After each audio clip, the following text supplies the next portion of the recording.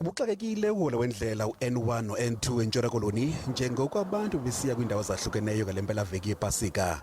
Nangona kunjalo yona renki inkulu yeteksi nebhasi iJoe Qabi Mitchells Plain ibikhala ibhungane kwaye oku akuqhelekanga ngeli xesha. Abaqhubi bathi licandelo zothutho lithwaxeka nobomi yi-COVID-19. Namafutha ezithuthi anyukile ngolona hlobo. Zezinye zezinto ezingumcelimngeni ezisibethayo kakhulu ezo.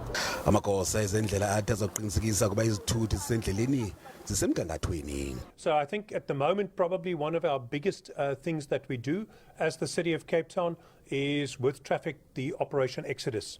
A lot of people are embarking on long distance trips, and those long distance trips mean that they place their safety in the hands of bus operators, taxi operators, etc.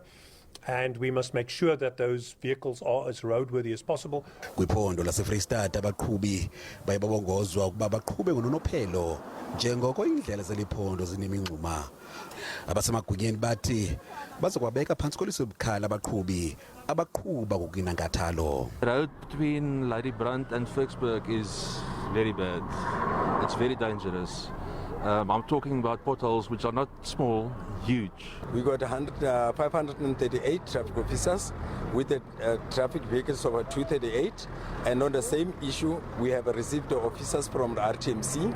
Kwiphondo lasemntla-ntshona ledolophu yaseRustenburg ngeyona ixakekileyo ngeli xesha kwaye amagosa ezendlela aphume ngobuninzi ukuqinisekisa ukhuseleko lwabahambi. I feel safe to use this road N4 because I know our traffic officer, they are always on their duty. We basically here with this road blocks to ensure that all our visitors from Joburg, from all different areas, they pass Rustenburg, they arrive home safely to ensure that everybody is alive and safe.